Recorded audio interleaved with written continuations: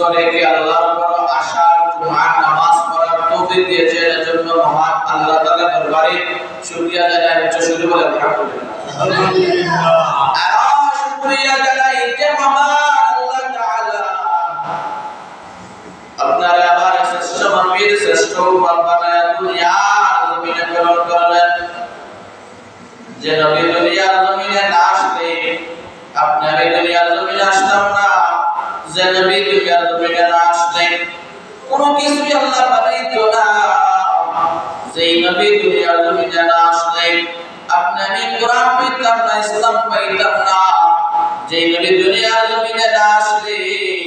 এই গাছপালা আকাশ বাতাস কোনো কিছুই আল্লাহ বানাইতো না ওই নবীর উম্মত হওয়ার জন্য অনেক নবীর পাগল ছিলেন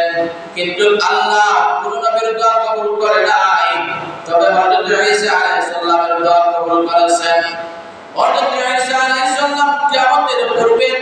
আপনি আমার নবীর উম্মত হয়ে দুনিয়ার জমিনে আসবে ও বন্ধু আমার ব্যাপারে আমার নবী দরবারে কিন্তু আপনি আমি আল্লাহর কাছে দোয়া করা লাগে নাই আল্লাহ আপনারে আমারে বড় মায়া করেছে বড় মহব্বত করেছে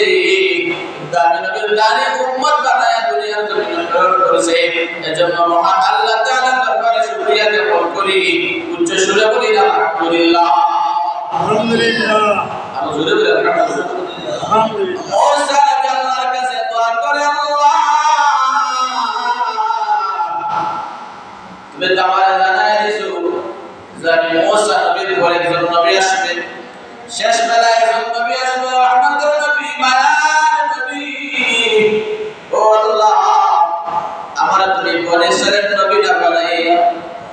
যে আপনার পয়গম্বর হবে যে আপনার বন্ধু হাবিবুল্লাহ শেষ বেলায় আপনার দুনিয়ার জন্য আপনার রহমত হিসেবে প্রেরণ করবেন ও আল্লাহ